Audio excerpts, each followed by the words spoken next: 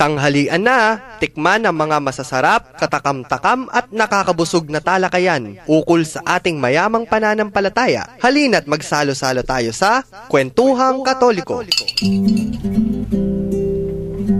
Magandang tanghali po sa ating mga ginigiliw na tagapakinig ngayong araw ng Miyerkules. Ito po si Karen para po sa Commission on Catechesis ng Archdiocese of San Fernando. At ito naman po si Shirley. Magandang tanghali po. Muli pong bumabati sa inyo si Among Jean, kanyang kakwentuhan muli sa araw na ito. Ngayong araw, yung ating pag-uusapan, medyo kasunod pa rin ng ating discussion the last few days. Alam po ba ninyo, Tita Shirley and Among, may mga nagre-react sa ating mga kwentuhan. Sabi nila, tanghaling tapat, pinag-uusapan ninyo, mga morbid. Pero, may pasubali. Kaya lang daw, hindi daw yan pinag-uusapan kasi. Kaya ang daming nakikinig, hindi na daw sila nagre-react, nakikinig na lang sila. Maganda naman yun, no? Diba? Kahapon nga may parang may pre-warning na tayo. Na we took it na yung pag pinag-uusapan kasi tungkol sa kamatayan, no? Pero niliwanag natin ng ating mismong pananampalatayan. Daming mga pangungusap, no? Mga pronouncements tungkol dyan. Kaya nga meron pa rin tayong may sangkap na liturhiya para din sa kamatayan. May mga misa tayo para sa mga namamatay. So mayaman din ang ating pananampalataya sa elementong nauukol sa tinatawag nating katapusan ng buhay dito sa mundong ibabaw. Dahil nga ito ay sangkap, no? Ito ay kasama sa ating cycle, no? Hindi naman po pwedeng we will skip death to arrive at the next point, no? Hindi pwede yung pag nagche-check ka ng papel, skip, no? O hindi maganda, wag na lang. Hindi. Like it or not, dahil ito ay basic sa atin. Facts of life. Yes, facts of life. Di ba yun nga yung sabi natin kahapon, kung may mga wedding coordinators, dapat may mga funeral coordinators. At nagkakaroon na. Sa atin po marami sa mga puninarya usually. Opo. Kaya lang tita, yung mga funeral coordinators naman nila, yung... It's more on the design. Yung design, kunwari. It's more on the... anong motive po? Rock garden ba kayo? Bakit? May motive na nga ngayon. Yung, di ba dati, yung karo ng patay. Either binibitbit or may kotse. Right. Ngayon, may karwahe na. Kabayo na yung ginagamit. Pero yung sa liturgy, hindi pa masyado. No. Kasi, mas maganda na yung wag pakialaman yung kasi malimit kasi yung mga coordination sa ganon. Dapat kaya nga may i-coordinate sa simbahan para maituntun sila o maituon sila doon sa tama. Opo. No? Yeah. May confession ako. May tinatago akong funeral liturgy na, di ba kami ni Among Joel, lagi namin pinag-uusapan yung wedding liturgy. Kasi meron ako niyan, may Tagalog, may English, na usually kina-customize according to kung ano yung nais ng mga ikakasal. Yeah. Tapos ikokonsulta sa pare. Meron din akong funeral liturgy. Kaya lang English.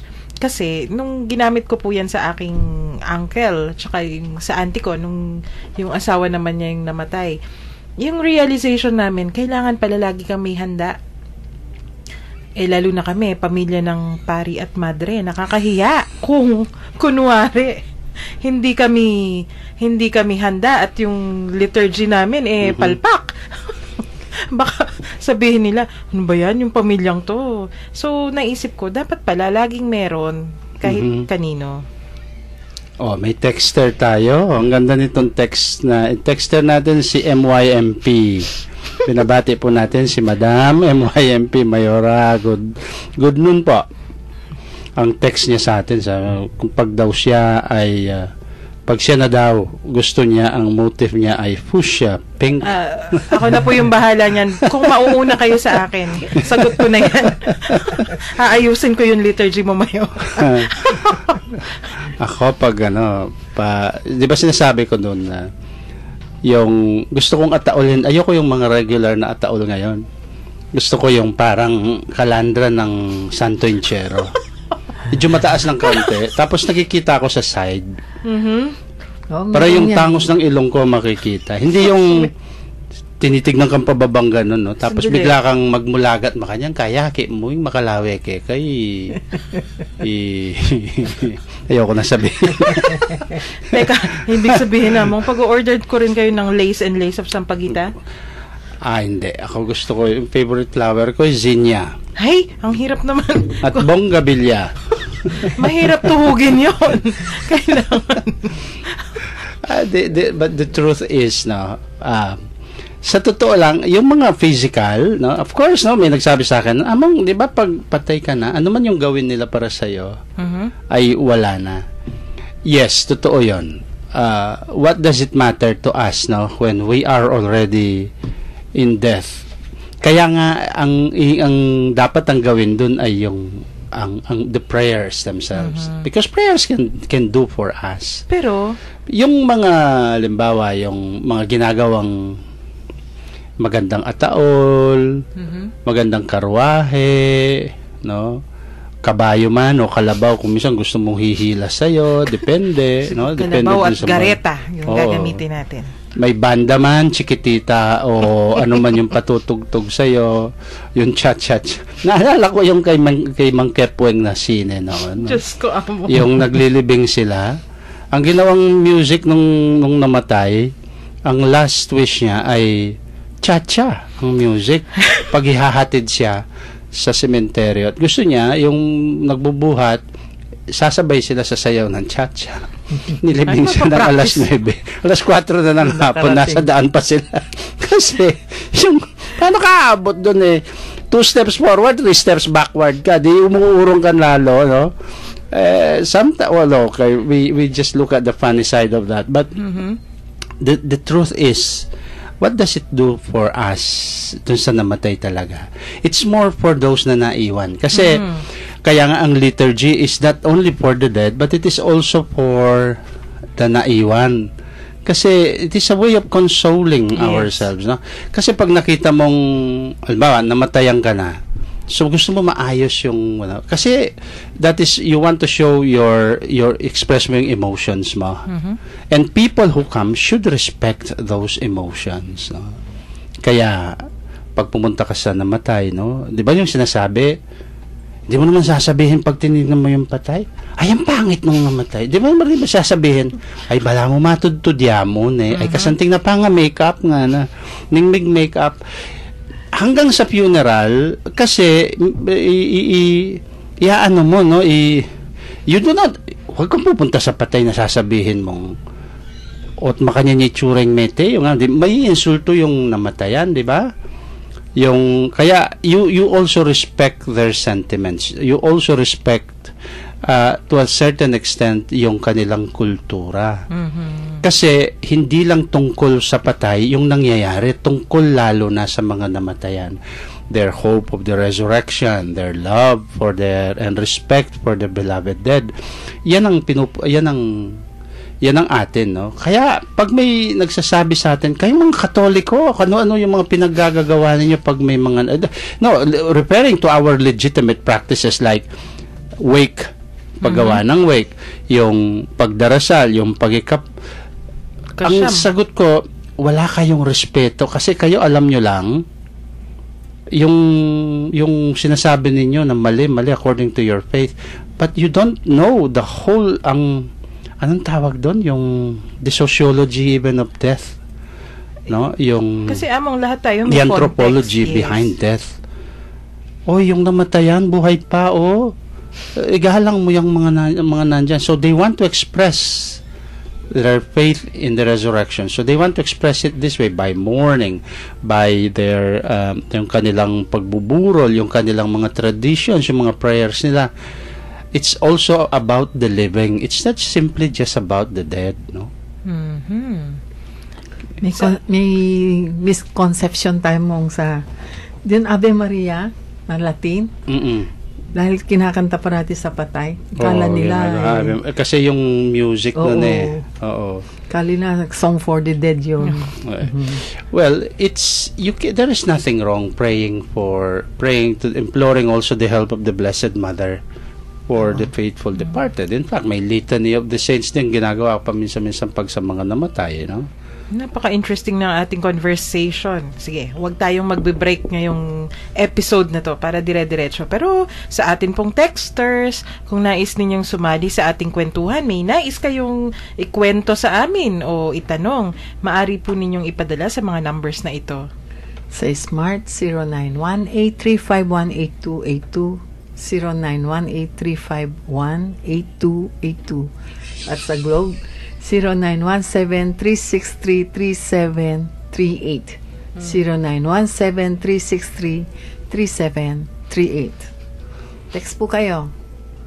Ay, yung ating mga kakwentuhan ngayon, mukhang interested sa topic. Biro mo pati Mayor, nakikipagkwentuhan sa atin ngayon. Nga, yung mga text talaga, hindi naman ganun ka-morbid. Pero, yung mga nag-text kahapon, yung sabi nila, oo nga, bakit hindi pinag-uusapan yung ukol sa funeral liturgies? Bakit nga ba hindi natin yan dinidiscuss? Bakit daw may mga katekista daw, may discussion, Tita Shirley, laging may pre-sacramental seminars. Bakit daw yung funeral liturgy hindi i-discuss? No. Sabi ko, makinig na lang po kayo. Sige, itutuloy namin. Yung kasing, alam mo, ang beauty ng funeral liturgy is dun sa mga dapat natin banggitin na yung, di ba, we became incorporated with Christ through baptism, no? We became incorporated with the risen Christ.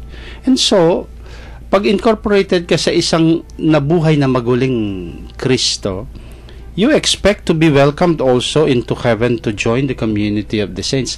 Ito yung ni-express natin sa mga funeral rites, no? Hindi lang yung the emotions and the sentiments, which are part of it, but yung we express our hope in the resurrection.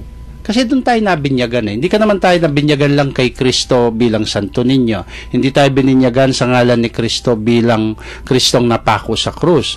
We were not baptized and incorporated with Christ na Santo Enchero, yung namatay. Kundi, we were incorporated into the risen Christ. Because yun ang magiging goal natin, no? Yung tayo din ay mabilang, we will rise also with Jesus.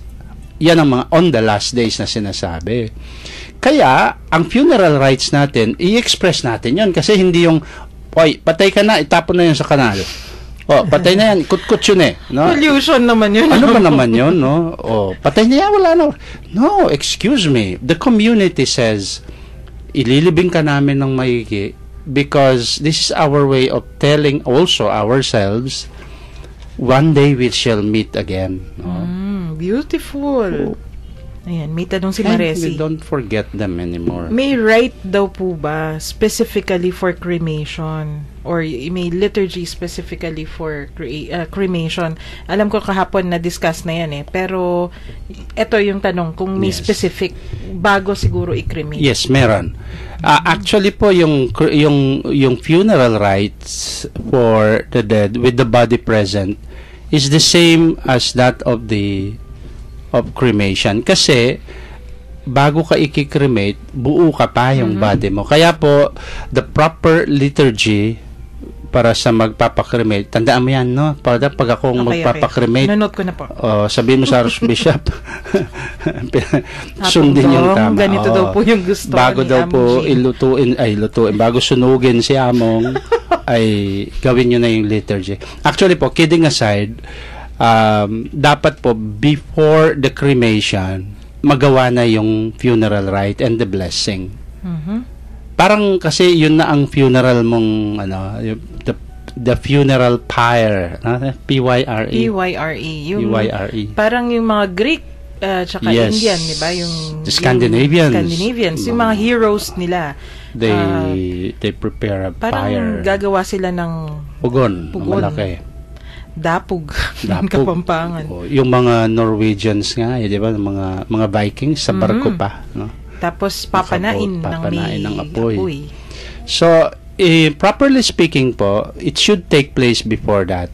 Hindi po yung pag-abo ka na, tapos na din, dapat sasabihin, doon po yung libing, no? It should be before cremation. And then, pagkatapos po, pag-abo na, there can be a very, kung minsan mga yung family groups na lang, when they, when they consign the mortal remains in the form of ashes sa kanyang huling hantungan. Libingan din po.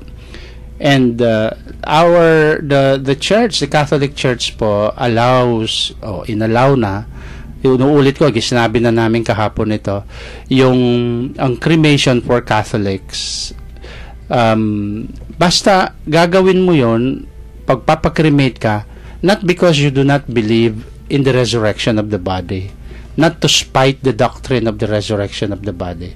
Basta yung reason mo is it's a safer way, it's a cleaner way, or a more convenient way, no, of disposing, well, I would use the word dispose of your remains. And secondly, yun nga, na mag-a-adhere ka na pagkatapos mong makremate, the ashes are consigned to holy ground. Ililibing pa din po yun. No? So, bawal po yung magpapakremate kayo, pagkatapos patatago kayo sa aparador, o sabihin mo na lalagyan daw kayo ng magandang, ano ba ito, lalagyan sa loob ng bahay. No? Maskin po may altar, that is not the proper way to dispose. Kasi we have, yung mahimlay sila sa kapahingahan. They have to be laid to rest. Yung iba mong nilalagay, ginagawang sa garden. Ay, Diyos ko. Oo, sa garden nila, sa bahay. But still, it should be holy ground Hindi, gagawin kang dekorasyon doon yung urno mo. Bagawa na rin ako ng revolto ko. Meron comment among good PM. Just want to share you na your friend Romel De Jesus has prepared his funeral songs before he got sick and died. Romel. Hindi po namin alam kung saan niya tinago. When Jen opened the CD player, doon po namin nakita just in time bago siya ilibing. From Lina De Jesus. And you were, and I am sure and hope that you were able to play that song. No? Talagang may he rest in peace, no? Kasama ko si Romel nung di pa siya pumapasok sa seminaryo noon. I was convincing him. Office mate ko sa Capitol. He was fresh student sa UP. No? UP din ako. Nung malaman niya pumasok, seminarista ako. UP, nag-seminarista. Parang ganun ba? Yupi, seminarista ako. No? Meron pang isamang. May inattend po kaming burol minsan sa isang town dito sa Pampanga. Imbes na mag-mourn, nagbo-ballroom po yung mga dumalo. Kasi po, yun ang bili ng namatay. Puro sayawan. Anong comment niya mong Jin dito? Thank you. Sayang. Boogie. May mga last 12. Meron din po akong na-attend doon nga sa Santa Rita. May live band. Kasi sabi ng mga anak, yun daw nanay nila, who died at the age, I think, of 96 or 97, was a masayahing tao. So gusto nila yung maging masaya daw. At I'm sure their mother would have agreed na maging masaya yung kanyang pagbuburol. Will I say no? Sabi ko, that is there. But I can advise you, okay po, wala namang problema. But I hope pagdating po sa misa ng paglilibing, walang live band, no? Allow us to sing the more proper liturgical celebrations.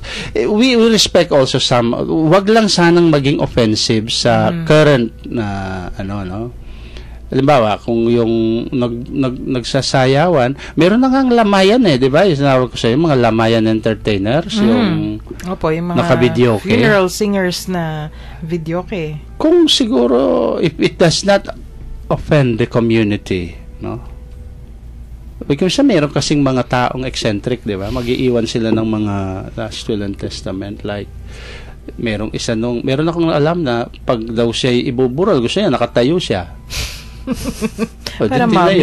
din parang mommy, no? Lagyan nyo ng pangalan Tutankhamun doon sa Amenhotep.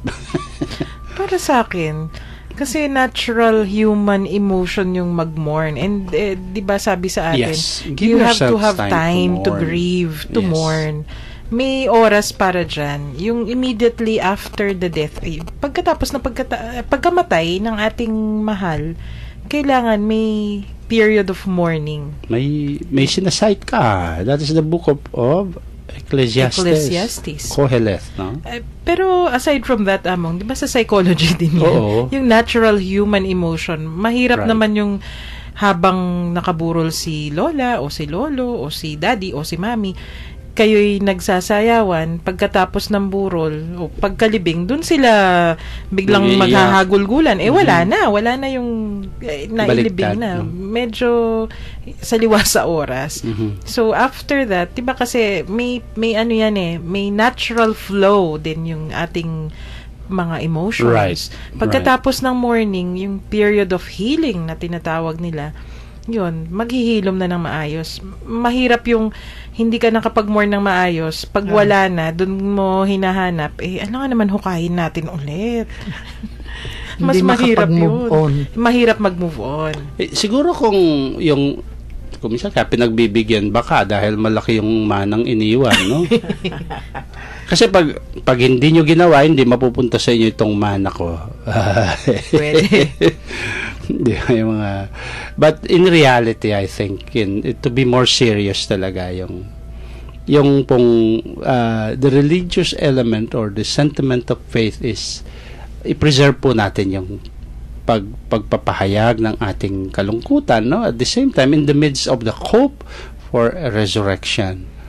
Yung tayo nga mga Pilipino, nakukuha natin na iba yung nga yung kultura natin. May room for, biro mo, tayo lang ang mga, yan, may nagsusugal. Kasi open tayo But kung minsan, yung sa openness na yun, na pagtanggap sa ating kultura, ay nagiging abusive na rin, no? Pero, alam mo, alimbawa, sa mga Italians, makikita mo pag namatayan sila, it's really mourning. First time ko noon na mag-bless ng patay, kapatid tiyahin ng isang kaibigang kumpare. Sila kasi may law they have to bury them within 24 hours.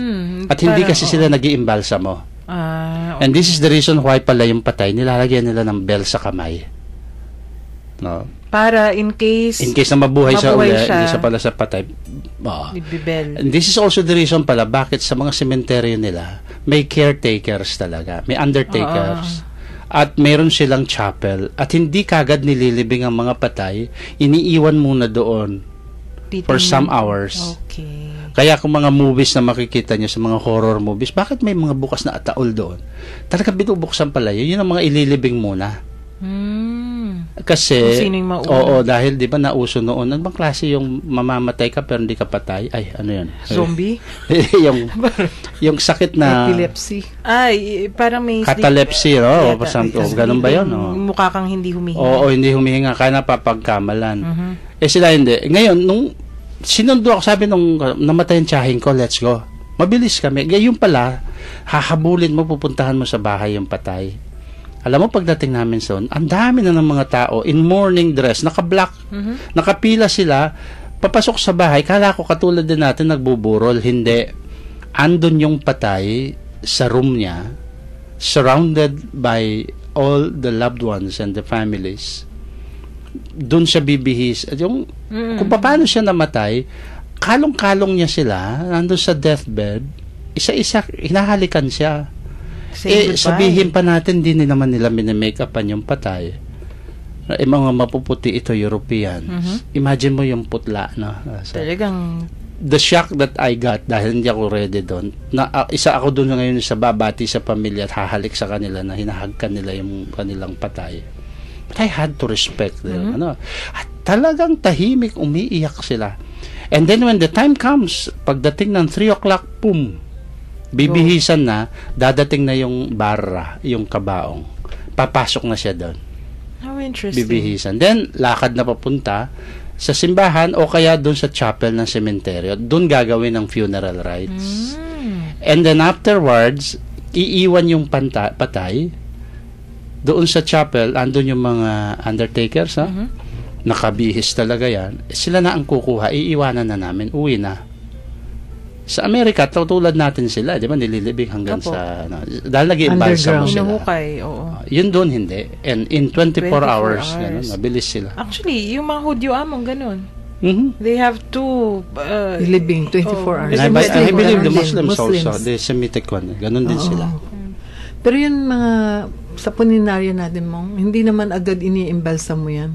Naghihintay sila ng pinakamaiksing alam ko, 6 hours. Para pag hindi pa talaga may joke nga dyan, di ba? Malamig na malamig, hindi nila bina-embelsa mo.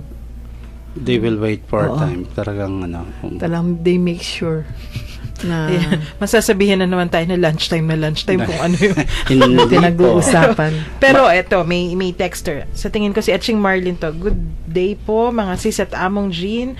Dakal po salamat kay kayo, makiramdam kay po. Sana po midagdagan pa po yung oras you. Thank you. God bless from Santa Rita. Talaga naman yung mga texters natin. Kahit deadly yung ating topic itong greeting sa akin natawa ko dahil totoo naman anniversary po pa lang 1 year na po anyang mapanakawang kayo kay ni Cathedral. Yeah, I remember. 1 year na ba? Deadly. Hindi, 2 years na. 2 years na. 2 years na po. 2 years na. Mong, ano po ba yung dapat na procedure po kapag mass grave? Siguro yun, maramihan yung paglibing. Salamat po. From 2272. Anong ibig sabihin doon sa siguro among kasi pag di ba pag marami? Di ba bagyo, yung mga may sakuna, the usual pa din. Oo. Para ka ding naglibing kung ano yung kagalang and the solemnity that you can accord to sa isang namatay, unless circumstances would prevent you from doing so, like pag mga victims of ng earthquakes na yung mga katawan, the putrefaction na madalian na dapat yun sabagay di ba nung sa Yolanda yung mga victims, may picture akong nakita, nililibing lahat in a mass grave, pero kita mo yung pare in full nandun kung nagbe-bless siya, pupunta siya doon mostly pag mass grave hindi nila kilala kung sino yun, walang nag-claim mga namatay at tapos yung condition na ng corpse ng katawan bagyo na.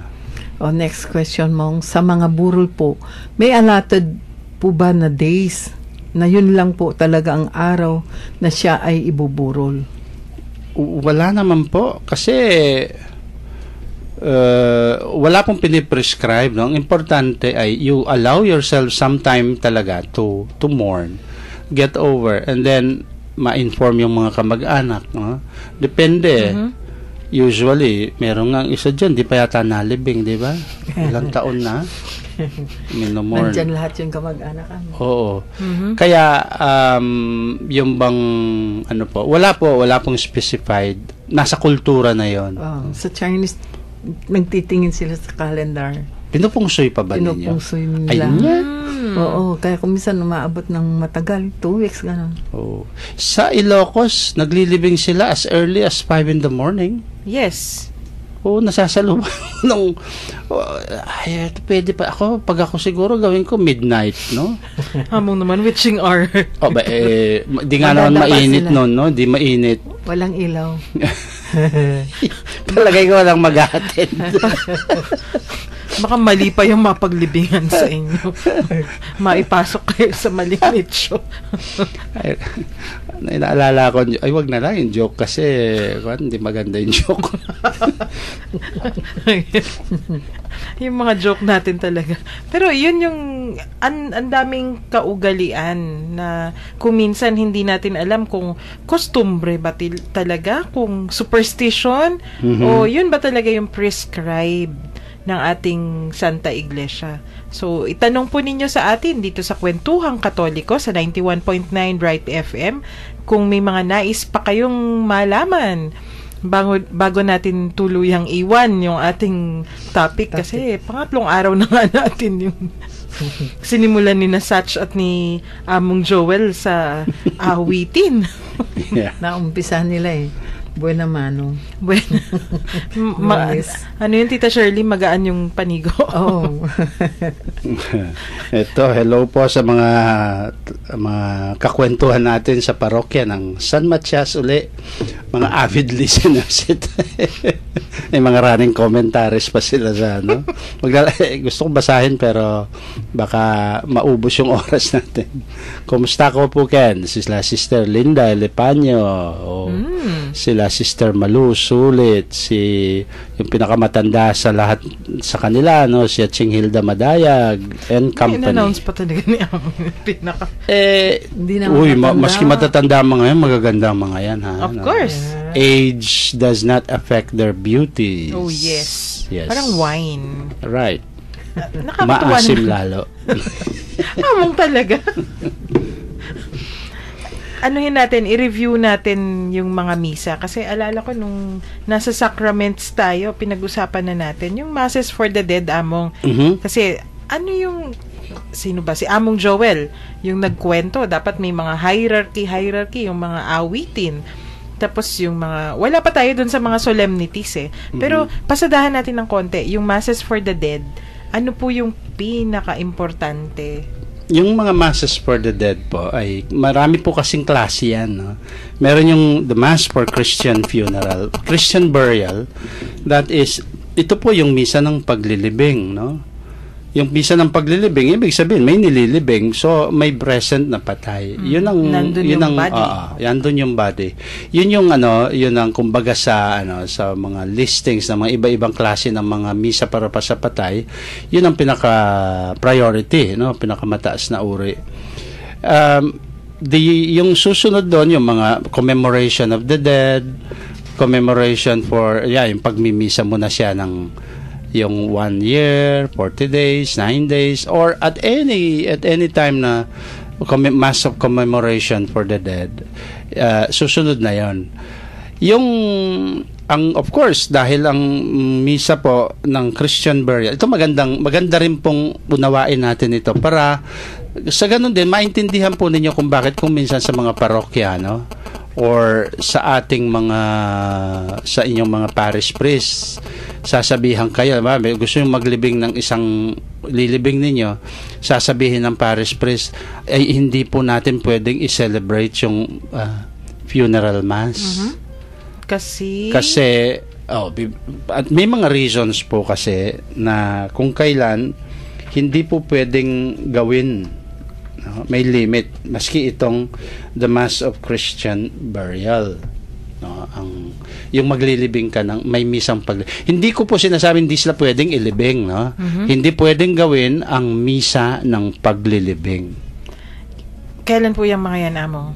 Yan these are masses forbidden. The Christian burial mass is forbidden on holy days of obligations, Diba dito sa atin, kailan yon? Ilan lang naman yan Immaculate Conception, Christmas Day, at New Year, Siyempre, labas pa yung... Oo, hindi ka pwedeng maglibing doon. Ibig sabihin, hindi ka pwedeng mag-perform ng funeral mass. Yung mass for the day mass ang of burial. But you can bury. So, kunwari, Among, maglilibing kami ng December 8th. Wala nang ibang araw talagang kailangan on that day. Pwede po ba the day before? The day before, gawin yung ceremony. Then, ilibing nyo na siya. Ng December 8. December 8, kung yun talaga ang gusto nyo. Walang ibang araw. Kung in the presence of the priest, pwede siya mag-preside lang in the prayers, pero hindi niya pwedeng i-celebrate ang mass of funeral rite. Okay, so, practical. December 7, tayo ay magmamas for the funeral mass. In advance, parang gano'n. Tapos, December 8, pwedeng balikan ni Among para i-bless. I-bless lang. And then, diretso na. Ilibing. Okay. So, hindi naman... Pero, pwedeng ilibing. Oo, pwede. Hindi po sa, hindi namin pwede. Kung yun ngang ayaw magpalibing, pwede niyong ilibing eh. So, hindi Kasi tayo... ayaw na. Kasi may iba, yung understanding nila, kung hindi pwedeng magmas, o di ililibing na walang misa. Hindi po. Pwede namang gawin the day before. The day before. So, hindi tayo madideprive. Tapos, hindi pa, then, on holidays of obligation, the all Sundays of Advent and Lent and Easter seasons. Ayan. So, lahat... Sundays of Advent. Kaya makikita nyo po yan. Kung, di ba, nung simula tayo magsabi, no, kayong mga involved sa liturgy, buksan po ninyong ordo. Nakasulat po yan specific. dyan. Nakasulat yan, specific yan. No weddings, funeral masses. All masses are permitted. Except for funeral mass. Pero, funeral mass ang hindi lang po pwede. Pero, ang paglilibing pwede. So, the priest can conduct a funeral service but not the funeral mass itself.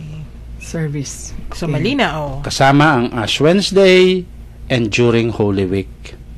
Okay. May tanong, Amang. Kaming nasa jail, kung wala nang gustong kumilala sa amin at kami ay mamamatay, pwede ba kaming palibing sa sementeryo malapit sa San Fernando na walang bayad?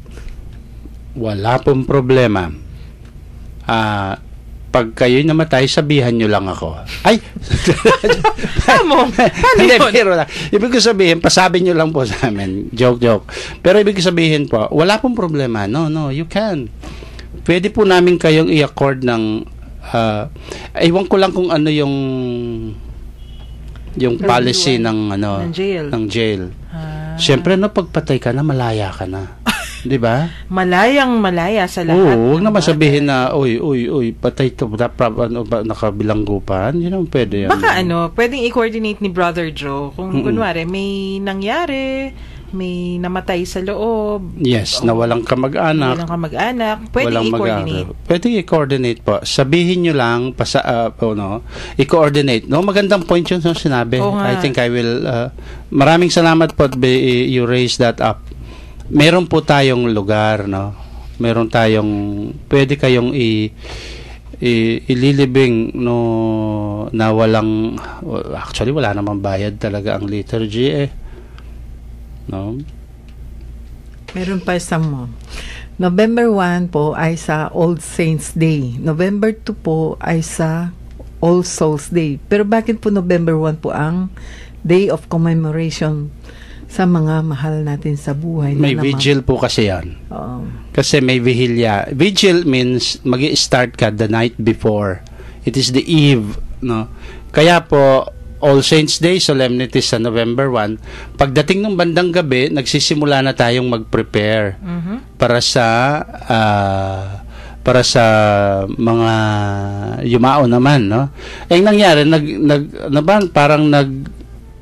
umatras ng oras, sinaklaw na pati ang November 1. So, ang akala ng marami, ang November 1 ay sa patay. Hindi po. Kaya naging expression, di ba? Todos Los Santos. Kasi po, Todos Los Santos, ibig lang sabihin sa Kastila, lahat ng mga banal. Sa jargon ng Tagalog at Kapampangan, natodas na siya, natodos siya. Kaya kala nila parang patay. Hindi po ibig sabihin ng todos ay patay. Todos is lahat. Todo. Kaya pag tumataya ka, anong gagawin mo? Todo, lahat. Napag-usapan na natin yan Kasi yung naaalala ko, hindi naman mga 80s, pag pumupunta sa sementeryo ng November 1st, alam ko dapat hapon, alas 6. Yes. Hindi kami pinapapunta ni Lola ng maaga. Sabi niya, wala pang oras. Maranon pang masyado. Kasi pala, yun yung vigil. Yun ang vigil. Kaya lang, napaaga. Convenience. Nung martial law. Hindi, tita, 80s pumupunta pa kami ng... Hindi, tayo talaga pumupunta ng gabi. Po. Naging umaga, kasi may curfew. Nag-curfew. Yeah. May tanong po dito. From 8053, bakit daw sa parokya nila, pag may patay, Friday pa magmimisa na, Sunday pa lang po ang libing. Tama po ba yun? Yung sa, ano ito? Friday pa daw yung misa, pero kahit Sunday yung libing. So, ibig sabihin, masyadong advanced. Okay. Ngayon, kung siguro kung hindi, baka ang ibig sabihin ng kung ang pare hindi talaga hindi siya makakapunta dun sa araw na yon, so binibigay na, as long as they still perform yung last rites, no? Tulad na sinabi ko noon. Tingin ko si J.D. Welder ito Sabi niya, Oy, JD, kumusta? Hindi ka nag-text? Eto yata, more ecclesial jokes po, please. Ang dami nyo daw napasayang malungkot at natawa. Hindi naman umuulan, bakit malungkot si J.D. Welder? Ibig sabihin ni JD niya, i-release mo among yung mga joke ninyong mga karanasan ninyong mga pare sa mga ganon. Yung mga bloopers. Ito meron yung noong kasi nung nagsimula. Ayan na. Nagsimula ako na nung ako'y just to add more solemnity sa paglilibing, no? Nung batang-batang pari pa ako noon, 30 years ago, ay di ba nakabukas pa yung mga kabaong. Pagbe-bless ko na sila, lalapit ako, and then at the end, ang gagawin ko, isasara ko ako mismo magsasara ng ataol. Ang reason ko doon, if I may say so, kasi di ba pagkatapos na libing, pagkatapos ng last blessing mo, umalis ka ng pare, hindi ka pa umaalis, hagulgulan na yung mga tao. Habang nasa loob pa. At ang tagal bago nila mailabas sa simbahan yung patay. So mag-iiyakan. Talagang yung gano'n yung iyak na. Kaya ako, para maiwasan yon, to give the more practical, isasara ko. Kasi pag sinara ko, nakasara na, ilalabas na nila. Wala na silang time na magtagal at mag-iiyakan. Mag-iiyakan na lang pagdating sa sementeryo pagbubuksan uli. So, I was succeeding sa mga unang patay, ganon. Na-tiyempo dyan mismo sa katedral. I was doing the blessing. Nakapaikot na yung mga namatayan, tapos na-bless ko na. So, isasara ko na ngayon. Pagsara ko ng ganyan, pagbaba ko ng... Doon pa ako hinintay nung asawa siguro yun, nung anak, asawa yata, nung namatay, bigla niyang dinamba yung ataol sa yung takip. Sawa ko! Ganun biglang ganon. Naipit yung kamay ko, nahabol yung daliri ko. Aray! Hindi ako namula ko. Aray. Tapos kinuwento ko kay Ninoy, ikaw kasi sabi niya, padrama-drama ka pa sinasarap. Di mo ba? Kaya mula noon, pag isasara ko, tingin muna ako sa likod, tingin sa kabila, baka malapit na dito. Bigla na namang dambahin yung ataol, no? Those are things that happen. People don't see that, no? Ay, naku, daming mga ganon. Maraming kwento. Naku, may isang... Si Bishop Bobet, dami niyang kwento sa mga ganyan din, no? Yung hindi dumating yung patay. Di ba yung mga karaniwang kwento ay nilibing yung patay, hindi nakarating ang pare? For some reason. For some reasons, nakalimutan niya, o kaya ay may urgent. Okay. So, parati yun ang classic story. Yung pare hindi nakarating, nakalimutan, nakatulog, o kaya gano'n. Sa akin naman po, 3 beses nangyari. Baligtad. Ako ang naghintay, hindi sumipot ang patay. Andun ako sa altar. Di ba? Ayan, yung mga kaibigan natin po sa parokya ng San Matias, nakikinig kayo, you can confirm this. Andun lahat kami, mga ministers. Ako nandun na. Andun yung mga lectors, naghihintay kami. Dahil nga, ginagawa na namin nun yung seremonya ng welcoming of the body, no? Andun si Tanjes, no? Yung katulong associate pastor ng katedral ngayon. Nung sabi ko, asan ang patay? Andun na yung mga EMDC. Wala pa, among. Ay, 15 minutes na, hindi pa dumarating. Sabi ng isa, among, patitignan ko po dun sa bahay. Pagbalik, among, nilibing na daw po kanina. Ha? Ba't di sinabi sa akin? Alam mo ba, sumunod nangyari na naman yun. Sabi ko dun sa mga EMDC, nakabihis ako, nakakapa pa ako. Hanap kayo ng patay. Para ako, may magagawa tayo doon, nakahanda tayo lahat, wala. Hanggang sa nagtawanan na lang kami. And sabi ko, may the guy rest in peace. But after a few days, the families came to apologize kasi nagkaroon daw ng ganyan, decision. Naintindihan ko naman, kung minsan, siyempre pag namatayan ka, yung mga dispositions mo, no, hindi masyadong klaro. Hindi makapag-isip, husay. Nangyayari yung mga ganun. Tama. May tanong dito, totoo po ba na pag yun namatay ay nag-suicide, bawal daw pong ipasok sa simbahan? Hindi po. No. Dating-dati noon pa yun. That was the old dispensation. Pero ngayon po, we focus more on the mercy of God. Alam nyo, maski po yung mga kapatid na nagsusuicide, we cannot judge them Even at the last moment, while nagbig T sila, even at that last moment, there is still a ray of hope sa isip nila. Malay nyo, bago napugto ang hininga niya, he or she was able to say, Lord have mercy, ano ang ginawa ko. O sabi, hindi po, yung isa nagbaril, hindi naman, you cannot judge yung moment of death, buhay pa yung animo ng tao, Kaya ang simbahan po wala ng distinction. Basta they are most welcome. We do the same right for who kanino man. Actually, naalala ko yan nung college kami, discussion yan sa moral theology. Yes. Kaya daw tinanggal yung ruling na ganon kasi nobody in his or her right mind will kill himself. So, wala siya sa sarili. Yes. Kung wala ka sa sarili, ibig sabihin, hindi ka responsable sa ginagawa mo. At proven naman sa psychology, yung mga taong nagpapakamatay, yan yung mga extremely depressed. And all the more they need mercy and understanding, Kaya ikaw, Karen, ingat ka, ha? Hindi naman ako depressed, among. Greetings daw sa inyong dalawa din, kay Miss Karen Shi and Miss Shirley Te from Chinglinda, Elepanyo. Good afternoon po. Good afternoon po, Chinglinda. Among sila yung nadidepress sa akin. Oo nga, yung depression mo nakakahawa. Nawawala sa akin. Di pala transferable yung sa'yo. Nang mumula sa'yo, nawawala sa'yo, lumilipat sa iba. Nawawala nga sa akin. May mga tanong pa po ba tayo? Pwede pang may mga huling habol na questions.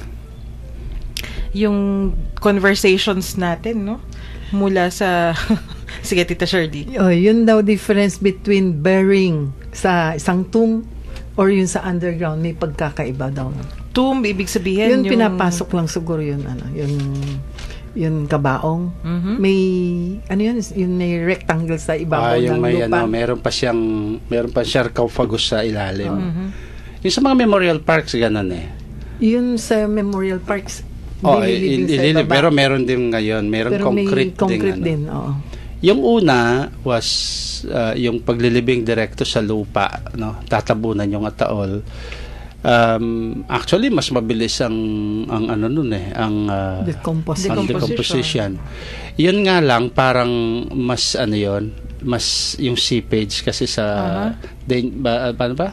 Yung kasi sa water sources natin pero nagiging mas madaling ma-pollute yung water sources. Kaya di ba kailangan nga yung mga sementeryo talagang medyo malayo sa lugar dapat. Kasi pwedeng makontaminate yung yung aquifers yung tawag natin. And this is the reason bakit ngayon nga ang cremation is being much preferred,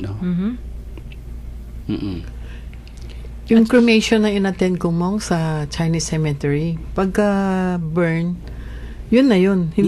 Pero yung sa Pasay, pagka burn, grinagrind pa nila, pinupulbos pa nila. They have to sift through kasi may mga anyway, naman tayo. may mga ginto kasi ngipin, kung minsan may natitira, kung minsan yung suot ng mga butones ng mga namatay, di ba, may mga metal buttons. Halimbawa, pag mamatay si Father Mario Ramos, yung kanya, yung bionic, tawag namin sa kanya bionic man. Man.